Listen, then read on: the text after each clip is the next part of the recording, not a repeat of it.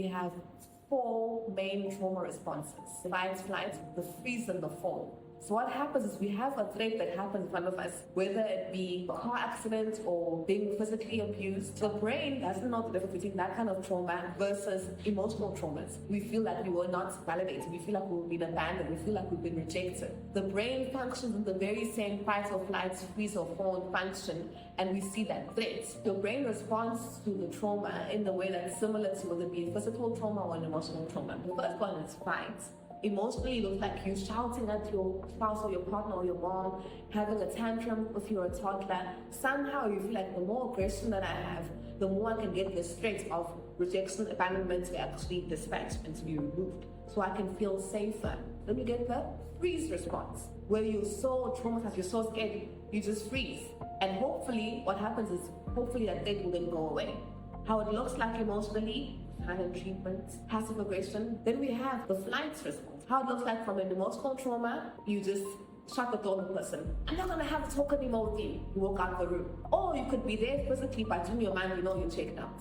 The last response is called the fawn response. That's FAWN. So how it looks like from an emotional trauma is when, let's say you were a husband and your wife is threatening to say to you, "Why aren't you doing the dishes?"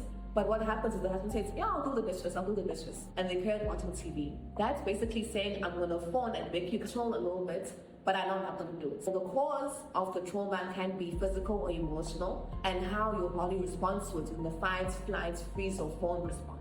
Now, the key to helping you therapeutically is to help you realize the threat is no longer there. You're actually safe. Normally people who suffer with PTSD, they have a response of the fight or flight as if it's happening right here and right now. And things like EMI, eye movement integration, somatic experience, trauma therapy will help you actually realize, I'm no longer under that threatening situation anymore. I can function fully, I can function properly. So things like therapy can help you with actually being able to speak freely and being heard, just for you to feel like I'm safe. Emotionally, I'm heard, I'm validated, I'm made to be actually an important part of this process. Other things that we can help you with is to do things like cognitive behavioral therapy, where we help you realize you fear this so much, whether it be fear of abandonment and rejection, or you fear being in a car again and you're going to have an accident.